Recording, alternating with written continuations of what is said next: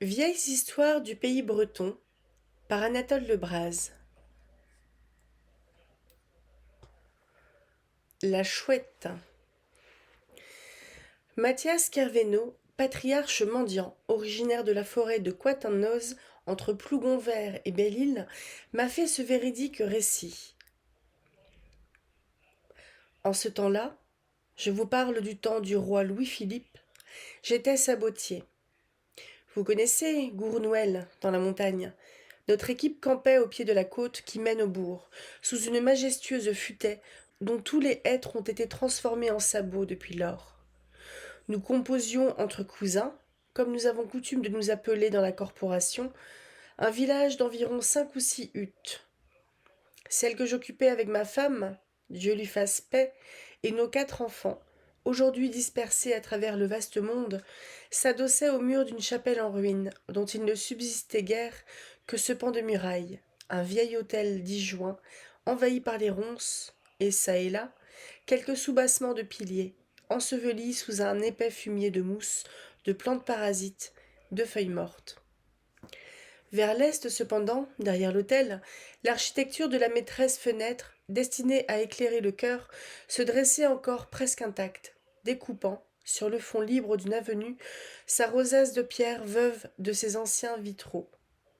J'aimais beaucoup, le soir, quand on ne voyait plus assez pour le travail, à venir m'installer là, sur le rebord de granit sculpté, pour songer en paix et fumer silencieusement ma pipe, loin du bavardage des femmes et des cris des enfants. Il ne manquait pas de nid de chouettes dans cette vieille bâtisse effondrée. Un jour, je ne sais comment, en me hissant à ma place de prédilection, j'effarouchai une de ces bêtes qui s'envola de son trou, avec une plainte si étrange que vous eussiez dit un gémissement humain.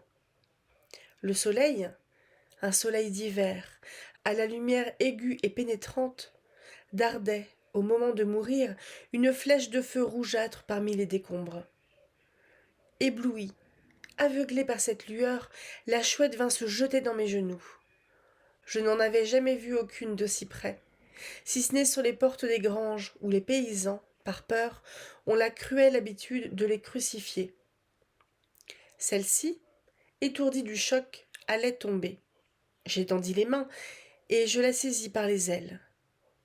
Je ne crois pas avoir tenu entre mes doigts rien d'aussi doux que ces ailes soyeuses, ouatées, frémissantes et chaudes. Je tournai la bête à contre-jour pour lui épargner l'éclat trop vif de l'astre couchant. Et alors, je ne vis plus que ses yeux. Vous est-il arrivé de contempler face à face les yeux d'une chouette? C'est comme un miroir immense, mais terni. On y devine, vaguement, une foule de choses mystérieuses. Cela ressemble à des trous ouverts sur d'insondables, d'effrayants abîmes. Tout au fond, tout au fond, comme à des lieux, on entrevoit de larges remuements d'ombre et de clarté. On dirait des pays, des mers, avec des nuages en marche et des processions d'êtres qui vont, viennent, passent et repassent, jamais les mêmes, ainsi que des personnages de rêve, de muets et mélancoliques fantômes.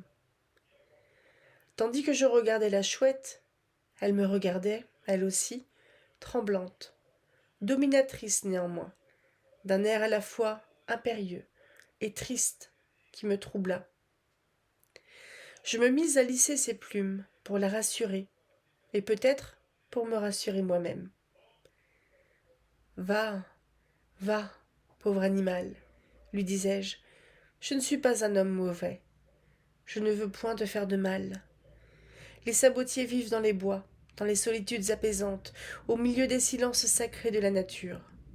Ce sont des âmes sereines, pacifiques, quoiqu'ils soient des manieurs de haches et des abatteurs d'arbres. Ils aiment les oiseaux, qui leur tiennent compagnie, qui sont, comme eux, les hôtes de la forêt, et dont la chanson rythme allègrement leurs tâches. Toi, tu ne chantes point, et tu ne te montres guère. Je te connais néanmoins. Souvent, la nuit, ton ouh lugubre m'a réveillée. Je te sentais perché sur le haut de la hutte, et tu inclinais mon esprit vers des pensées graves. Tu me faisais souvenir des ancêtres morts qui, parfois, dit-on, revêtent ta forme, pour appeler les vivants au respect pieux de ceux qui vécurent. Tu passes, pour en savoir très long, sur des choses auxquelles les hommes craignent ou diffèrent de réfléchir. Moi, ces choses me sont constamment présentes. Le lendemain de la vie me préoccupe plus que la vie même. Tes plumes rousses sont frangées de gris. Tu es sans doute aussi vieille que les hêtres de cette avenue. Tu as vu debout cette chapelle, dont les pierres jonchent à présent le sol. Tu en as entendu les cloches convier gaiement les gens d'alentour au pardon du saint. Mais le passé est le passé, n'est-ce pas? Ainsi, je parlais à la chouette, les yeux fascinés par ces immobiles prunelles où scintillaient des points d'or, semblables à des étoiles dans le velours bleuâtre d'un firmament assombri. Or ça, me dis-je, à part moi, réintégrons cette pauvre aveugle dans son domicile. J'écartai les lierres pendants qui voilaient le nid d'où je l'avais vu s'envoler, et j'allais y déposer l'oiseau, quand les lianes soulevées découvrirent, non point un nid quelconque, dans une anfractuosité de muraille, mais bien une de ces armoires à double compartiment que les maçons ménagent dans les églises, à la droite du chœur, pour recevoir les fioles saintes. Et elles s'y trouvaient encore, les fioles, au nombre de 2, l'une pour le vin, l'autre pour l'eau, encrassées, il est vrai, prises dans les trames superposées d'innombrables toiles d'araignées auxquelles elles avaient probablement dû leur préservation. Et près d'elles, un livre gisait, un missel énorme, très ancien, garni de lourds fermoirs de métal avec des moisissures, des lèpres, des plaies d'humidité suppurantes, de larges taches de vert de gris. La dorure des tranches, toutefois, apparaissait bien conservée, par places. La vue du livre me fit oublier la chouette qui s'était rencoignée peureusement dans un des angles du réduit. Il me tenta, ce missel, et je le pris, avec le sentiment du reste que je commettais un affreux larcin, car je le cachais sous ma veste pour l'emporter, et m'enfuis à pas de loup, comme un voleur. Je dois ajouter qu'une vilaine pensée m'était venue, une pensée de lucre. L'ouvrage datait à coup sûr de longtemps, et je savais qu'il y avait à Belle-Île un Anglais, homme excentrique, qui payait au poids de l'or des bouquins de ce genre, les estimant d'autant plus chers qu'ils étaient plus vieux. Noël était proche. La veille de la fête, le chef de notre campement me dit « Ça te ferait plaisir d'aller ce soir à Belle-Île ? Il y a un chargement de sabots à fournir chez Roll-Even, le marchand de la Grand-Rue. Tu pourras de la sorte assister à la messe de minuit dans l'église de ville qui sera, dit-on, illuminée comme une cathédrale. » J'acceptai avec empressement, non point à cause de la messe de minuit, quoique j'ai toujours été bon chrétien, mais parce que, par la même occasion, je trouverais probablement à vendre le missel à l'anglais. Je profitai d'un moment où j'étais seul dans la hutte pour tirer le livre de la cachette, l'envelopper d'un morceau de toile et le glisser dans la poche intérieure de ma veste. Après souper, la charrette attelée et chargée, je fis claquer mon fouet et me voilà en route. Il faisait un petit froid vif qui piquait. Je m'entortillai dans ma limousine, les rênes serrées entre les genoux, les mains enfoncées dans les manches de ma veste. Le cheval était la bête la plus douce et la plus intelligente qui se pût imaginer. Il entendait le breton, comme vous et moi, et il suffisait d'un mot pour accélérer son allure ou la ralentir. La nuit était claire, une fine couche de givre commençait à saupoudrer au loin la campagne. Nous dévalâmes au trot la descente de Gournouel. Je me laissai bercer au balancement de la charrette, l'esprit perdu dans ma rêverie, supputant le prix que je retirerais du missel, cherchant ce que je pourrais acheter pour la femme et les mioches avec cet argent.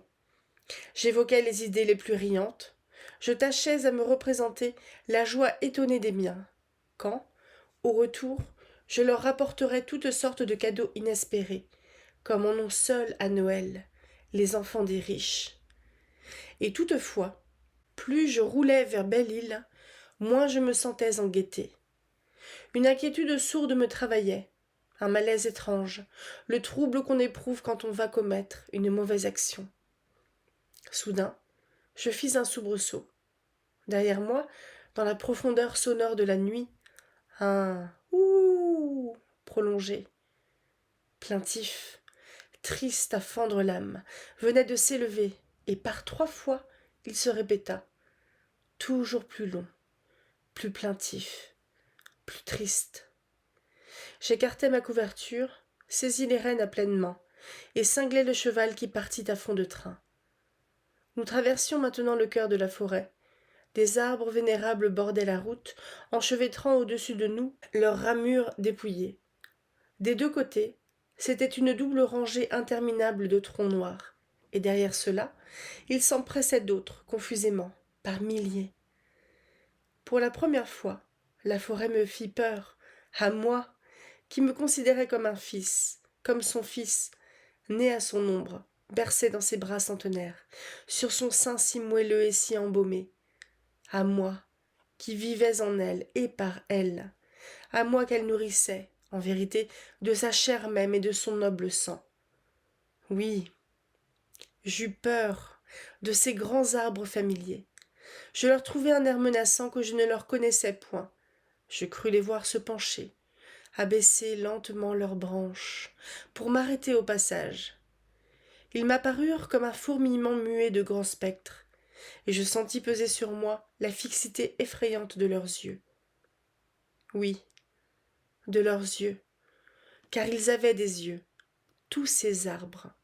Dans chaque fût, à la hauteur de la branche maîtresse, 2 prunelles luisaient, larges, rondes, affreusement immobiles, dardant un éclat pâle et comme décoloré.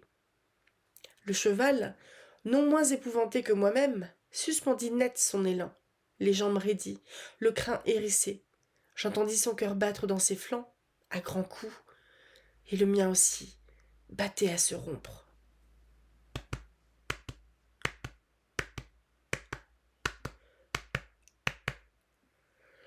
Je tremblais si fort que j'avais laissé tomber les guides, et l'idée ne me venait pas de mettre pied à terre pour les ramasser.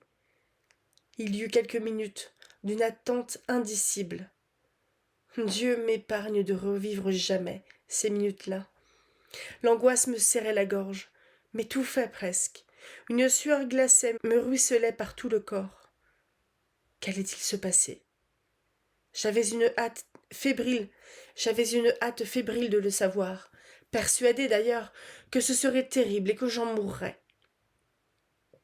Or, voici que de l'un des arbres se détacha une grande forme sombre qui se balança, un instant, au-dessus de la route, dans l'espace, puis vint se poser sur le rebord de la charrette sans bruit. Un flocon de neige ne serait pas descendu plus doucement. Je me retournai sur mon siège et je vis près de moi les 2 prunelles luisantes que j'avais prises pour les yeux de l'arbre. Je me rappelais, je ne sais comment, une antique formule de conjuration retenue d'un vieux conteur de légendes, à demi sorcier. Blanche ou noire, faste ou néfaste, de la part de Dieu ou de la part du diable, demandai-je.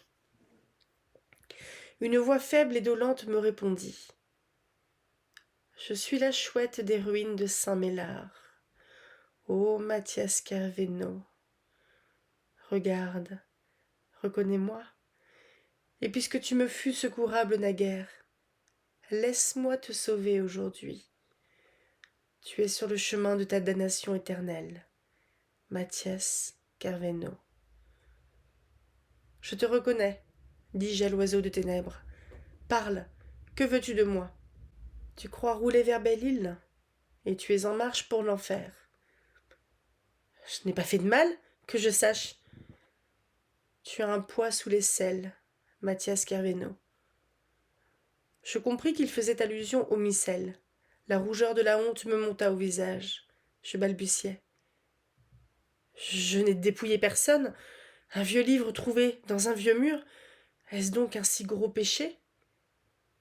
Écoute, Mathias, reprit l'oiseau, il y a 100 ans, jour pour jour. Saint-Méllard étant alors paroisse, un prêtre y célébrait la messe de minuit. Déjà, l'office était terminé, et le prêtre ôtait ses ornements, tout heureux de penser qu'un bon feu l'attendait au presbytère, car il faisait un froid de loup. Lorsqu'une pauvresse, arrivée sans doute en retard, se présenta à la porte de la sacristie, demandant à être entendue en confession et à communier. « Revenez demain, Brigida, lui dit le prêtre contrarié. Je serai dès 9 heures au confessionnal, et vous communierez à la grand-messe. » 2 grosses larmes jaillirent des yeux de la vieille, mais elle n'osa point insister, fit une humble révérence et sortit. Le lendemain, à l'aube, un cantonnier la trouva couchée dans la douve, morte, enveloppée d'un linceul de neige. Par la faute du prêtre, elle n'avait point trépassé en état de grâce.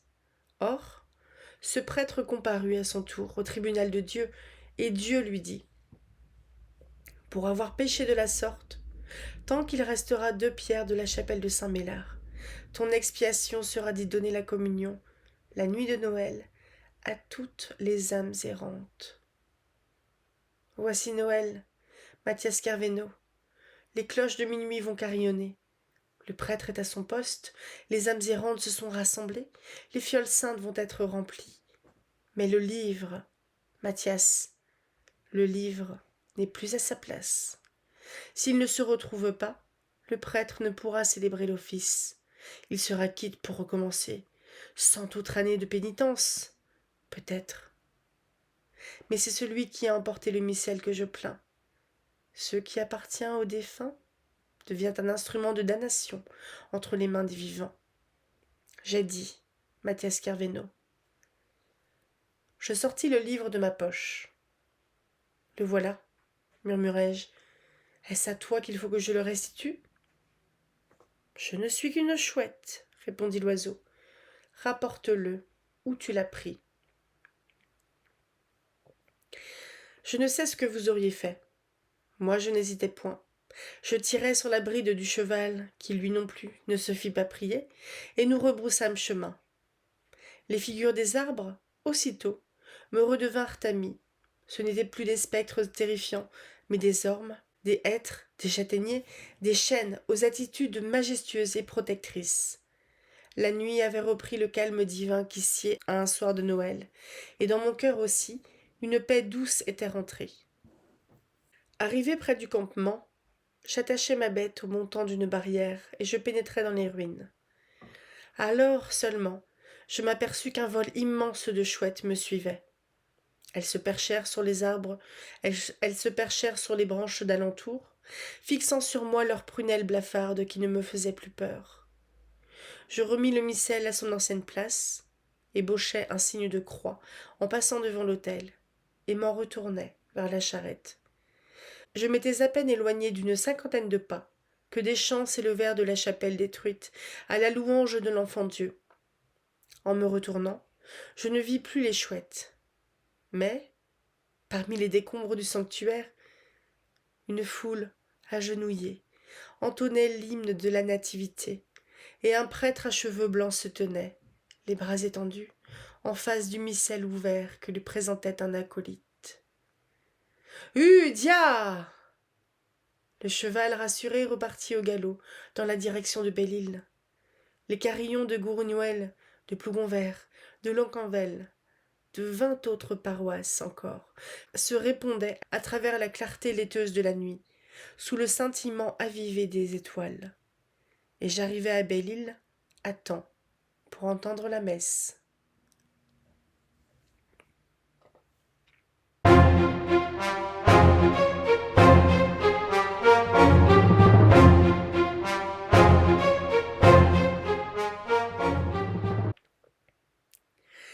Le puits de Saint-Cadeau. Pince-Cadeau, le puits de Saint-Cadeau, je le revois en écrivant ces lignes, tel qu'il était au jour de mon enfance, avec sa margelle basse, son parapet de pierre moussue et son vieux treuil qui poussait des gémissements presque humains dans le silence du soir, à l'heure où les femmes du bourg, selon l'expression consacrée, allaient à l'eau. C'était une espèce de citerne carrée, peu profonde, creusée au milieu de la place. Dans une des parois s'ouvrait une haute niche, jadis décorée de la statue du saint. Cette statue, un beau jour, s'était effondrée de vétusté et de moisissure. Foi de Dieu, avait dit un loustic, comme il y en a tant en Trégor. Je ne m'étonne pas que Saint-Cadeau ait donné sa démission. Ça n'est pas gai d'être le patron d'un puits. Il aura sans doute demandé à monter en grade et à devenir patron d'auberge. Ce fut toute l'oraison funèbre de la pauvre vieille image, sculptée aux temps anciens, dans un tronc de hêtre par quelques pieux sabotiers d'alentour. On songea bien à la remplacer, mais plus tard, lorsque la fabrique serait plus riche. En attendant, des ronces grimpantes, des fougères aux fines dentelles, s'efforçaient de cacher de leur mieux la détresse de cette niche veuve, où les débris sacrés achevaient de pourrir. Le puits continua de s'appeler Pince-Cadeau. Mais de cadeau, lui-même, à la longue, il ne fut plus question. Entre toutes les ménagères qui s'attroupaient le soir auprès de la margelle et qui s'y attardaient quelquefois des heures à médire de leur prochain, sous prétexte d'emplir leur cruche, Fanta Gouronec était la seule qui se souvint encore du saint et adressa de temps à autre à ces tristes reliques décomposées une salutation mélancolique. « Je ne désire qu'une grâce avant de mourir, disait-elle souvent. C'est de voir sur pied le saint cadeau tout neuf qu'on nous promet depuis des années, et qui pourrait bien être comme le veau de la vache à Tanguy, lequel devait peser en naissant 600 livres, mais ne naquit jamais. Il faut croire que Fanta était destinée à mourir heureuse, car sa prière fut exaucée, à la suite d'une circonstance assez bizarre, dont voici l'authentique récit.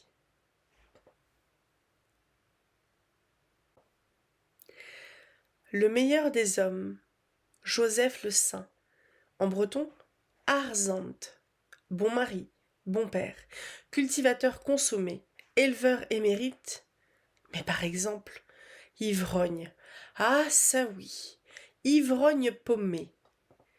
Plus que sa femme, plus que ses enfants, plus même que sa terre et que son bétail, il aimait la boisson. Il fallait lui entendre prononcer ce mot, la boisson. Il y avait dans la façon dont il le disait de la tendresse, de la piété, de la dévotion, de la ferveur, quelque chose de mystique et de passionné. C'était chez lui un culte qui allait jusqu'au fanatisme. Le recteur de la paroisse le sermonnait souvent à cet égard. « Que voulez-vous » répondait-il doucement. « C'est dans ma nature.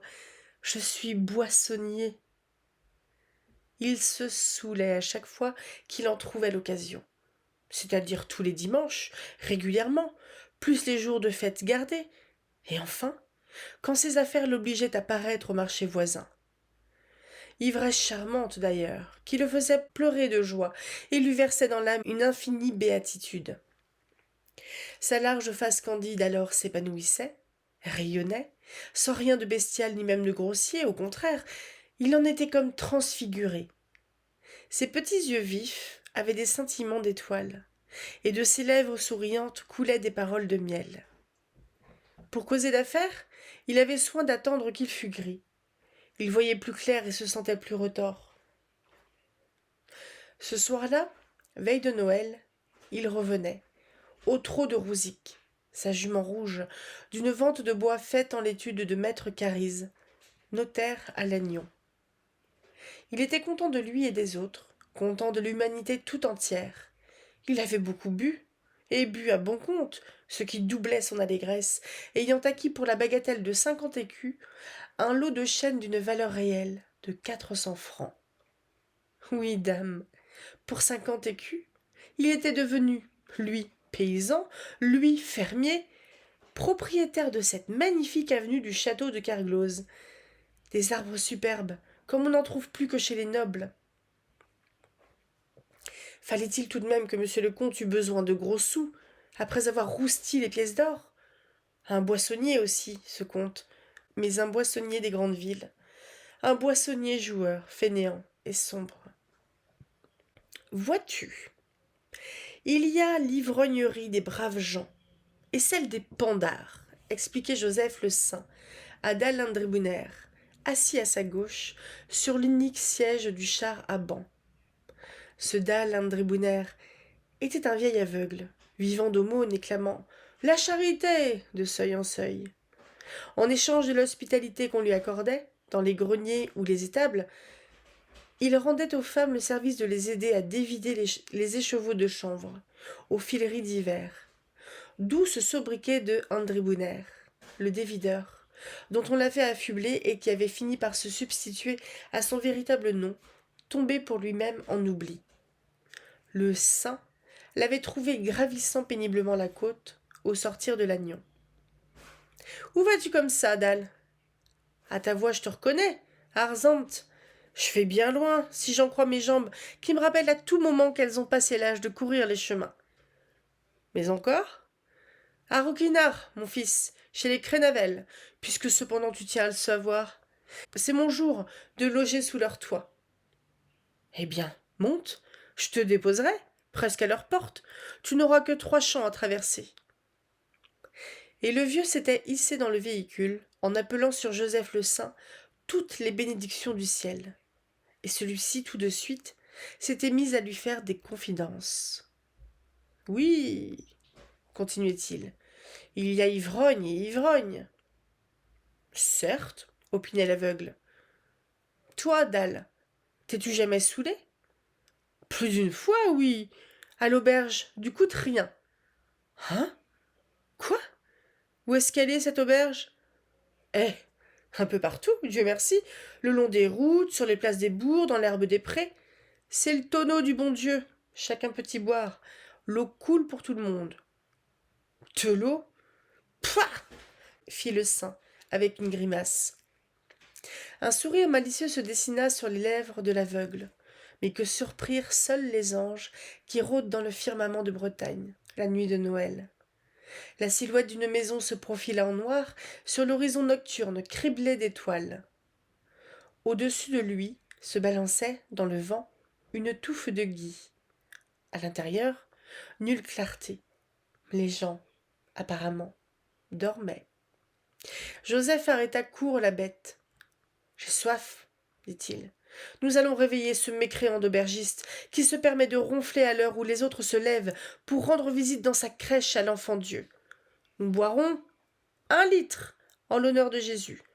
D'ailleurs, te voilà presque arrivé. » Ils descendirent de voiture, et le paysan se mit à cogner sur la porte avec le manche de son fouet. Mais personne ne lui répondit. « Ohé, Tignouz! Ohé, Grida! Ouvrez donc! C'est moi, Joseph le Saint, de Kerguanton, avec Dal l'Andribouner. Laisserez-vous 2 chrétiens mourir de la pépie? » Même silence. « Hé, fit l'aveugle, ne vois-tu pas que le logis est vide?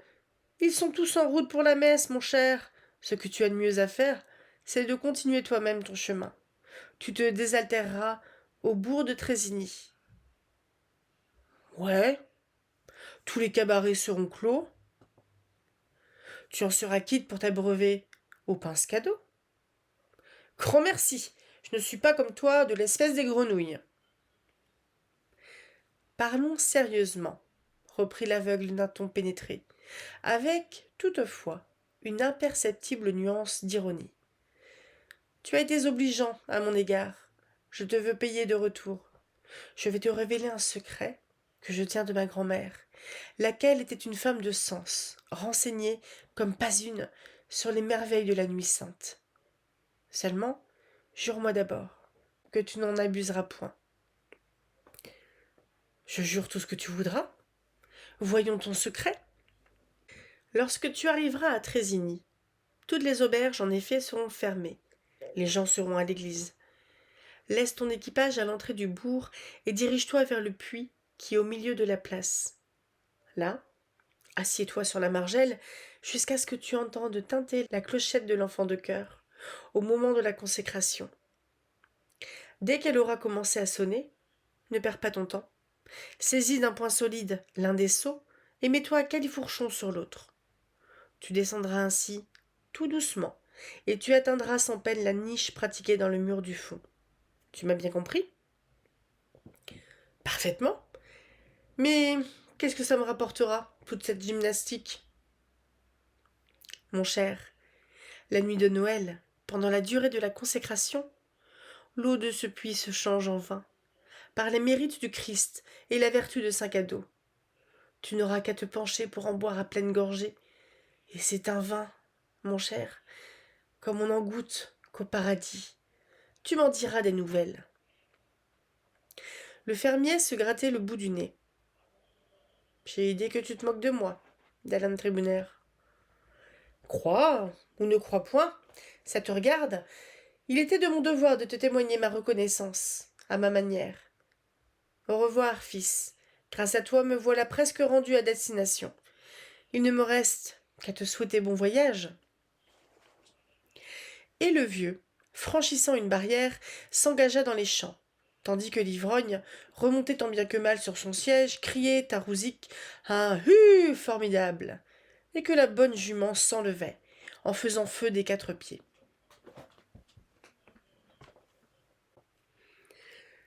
Allez à la messe avec nos invités, disait Fanta Gouronec à son mari. Je suffirai bien toute seule à surveiller la cuisson du repas et à disposer le couvert. Partez sans crainte, la table sera prête à votre retour. Le bourg était silencieux et comme désert. À peine si, çà et là, aux lucarnes des chaumières, veillait une flamme pâle, une clarté discrète de verre luisant.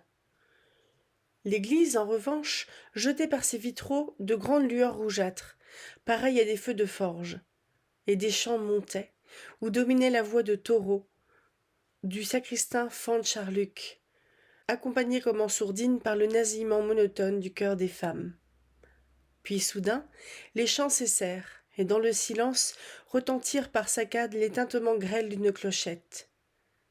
La consécration, se dit Fanta. Elle se signa dévotement, murmura une patenôtre, et ouvrant la porte se vint mettre debout pour assister à la sortie de la messe. Il lui sembla entendre des gémissements. Jésus Dieu, qu'est-ce donc qui se passait? Elle prêta l'oreille. Les plaintes venaient du fond du pince cadeau. Et Fanta de courir au vieux puits, non sans s'être munie au préalable d'une lanterne. Qui est là? Demanda-t-elle. Une voix faible, exténuée, lointaine, lui répondit. Moi, le saint. Le saint? Fit-elle, interloquée. Quoi, c'est vous, monseigneur, saint Cadeau? Est-il possible? Et que puis-je pour vous?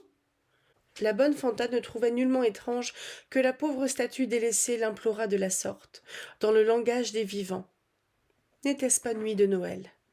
Et puisque cependant, cette nuit-là, les bêtes elles-mêmes reçoivent l'usage de la parole, pourquoi, je vous prie, pareille faculté ne serait-elle pas accordée aux images vénérées des saints? Au reste, l'esprit ingénu de Fanta n'en chercha pas si long. Penchée sur la margelle, le buste engagé dans l'ouverture béante, elle disait de sa voix la plus dévote. « Parlez, monseigneur. Vous savez comme je vous suis dévouée. Vous le savez, n'est-ce pas? Depuis que votre ancienne statue est tombée en poussière, je ne cesse d'en réclamer une neuve, avec un manteau de pourpre, des gants violets, une crosse blanche et une mitre d'or. Mais tous ces fabriciens, voyez-vous, ce sont des gens sans cœur et sans oreilles, des misérables, des goujats, de fiefés ivrognes. Il faut croire que Joseph le Saint ne perçut que le dernier mot de cette pieuse apostrophe. « Ivrogne, oui, bégaya-t-il. Mais je me corrigerai. Je vous le jure. Sauvez-moi. Vous n'avez qu'à abaisser le seau que j'ai laissé échapper. »« Hein » s'écria Fantagourenec. « Comment? Tu n'es donc pas le saint de la citerne ?»« Le saint! Joseph le saint, de Carbenton !» hurla le malheureux. « Ah, c'est toi, chenapan! Les auberges ne te suffisent donc pas que tu te mets à voyager dans les puits ?» Elle était furieuse d'avoir pris pour saint Cadeau un paroissien qui n'avait avec lui que de si lointains rapports, furieuse surtout de voir finir de façon si plate une aventure qu'elle avait crue céleste. L'autre, cependant, geignait de plus belle.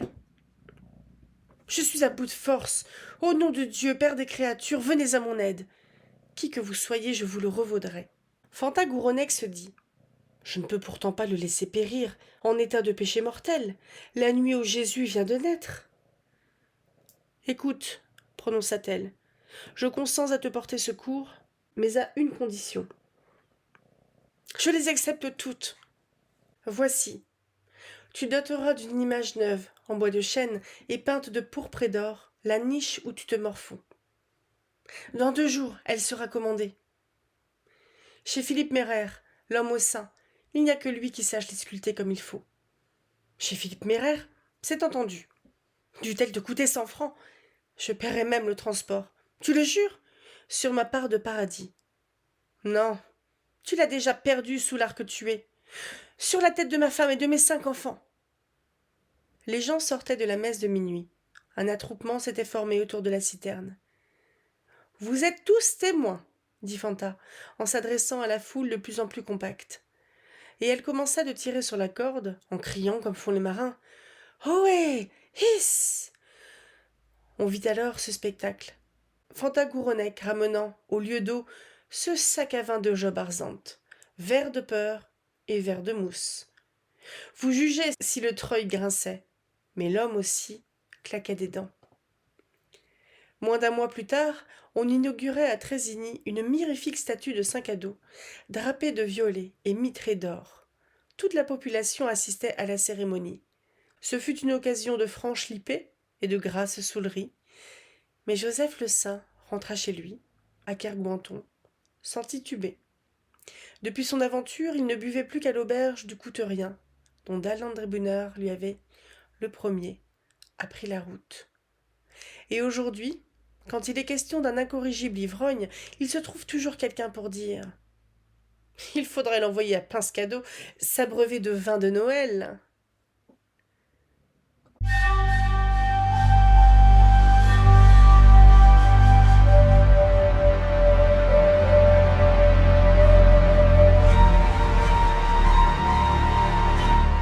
Bonjour et bienvenue dans cet avant-dernier vlog lecture sur les vieilles histoires du pays breton d'Anatole Le Braz. Donc il nous reste 2 contes, ce sera une vidéo qui sera à peu près équivalente en termes de longueur la semaine prochaine. Donc je suis désolée, hein, comme je l'ai dit sur une vidéo précédente, j'ai été malade, j'ai traîné encore, je trouve que j'ai encore le nez un peu pris, mais il faut bien reprendre un moment, hein, donc c'est parti.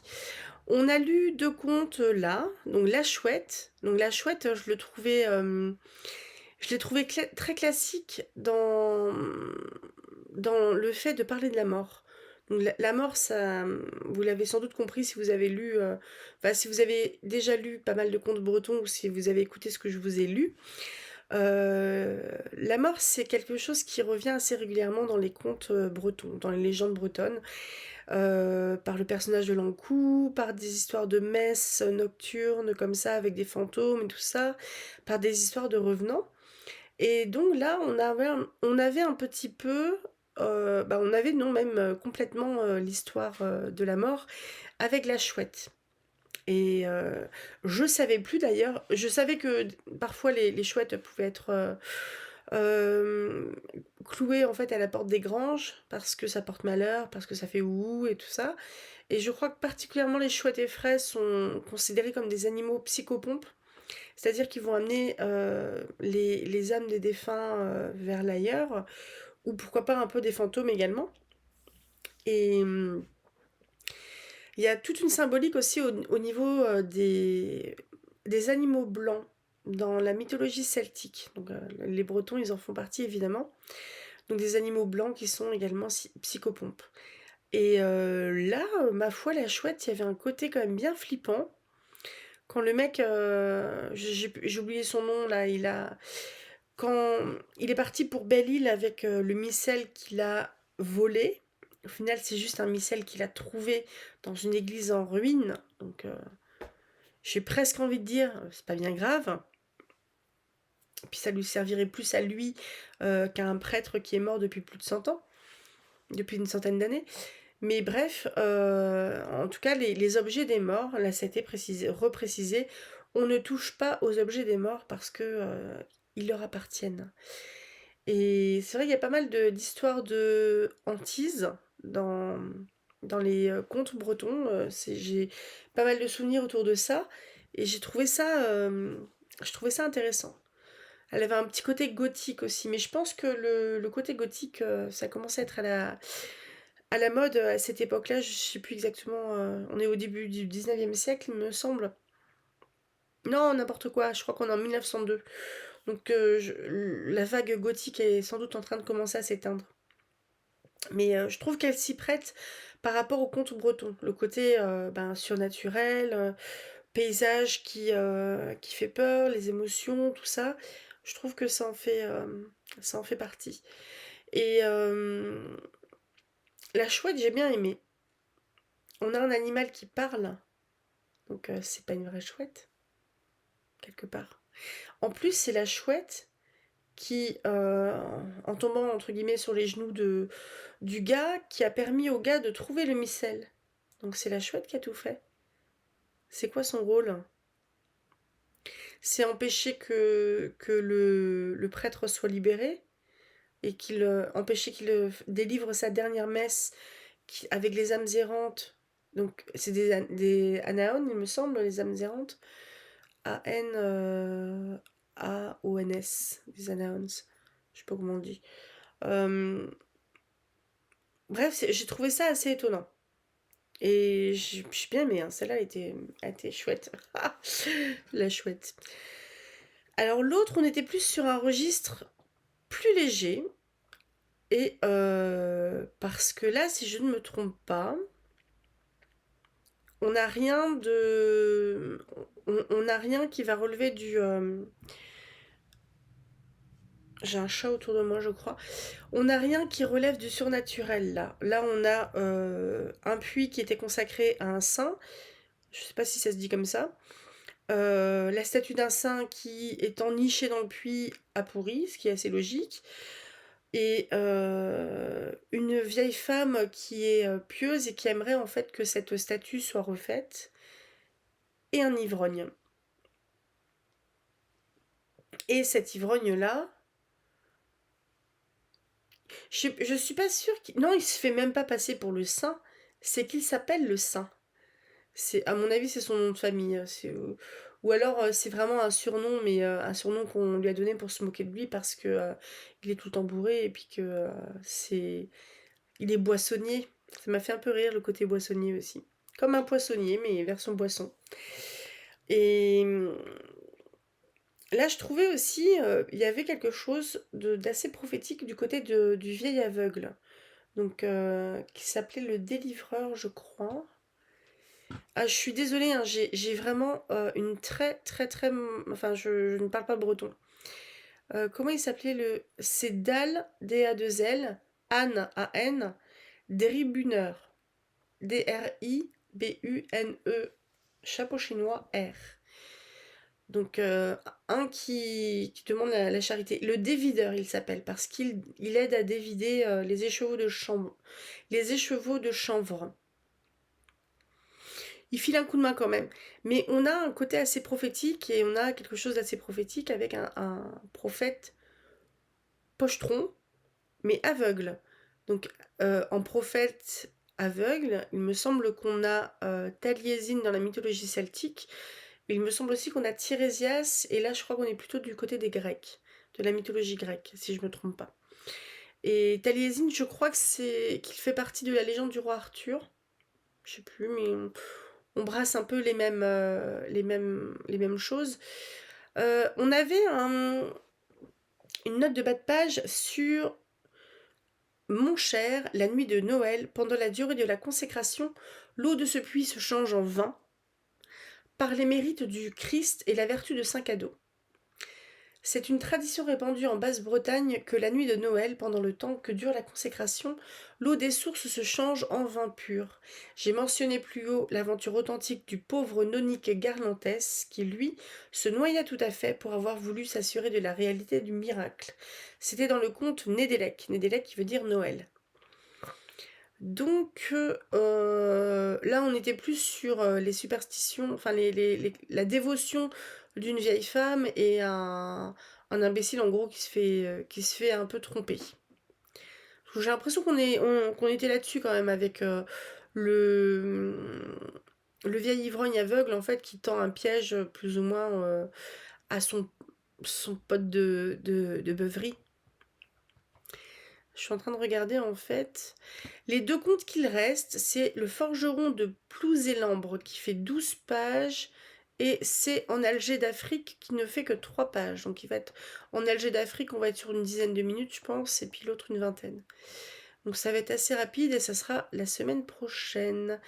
Je ne vais pas savoir quoi dire de plus. Ma foi, tant mieux, hein, c'est les vacances, vous avez peut-être un peu la flemme d'écouter tout ça. Pas de soucis.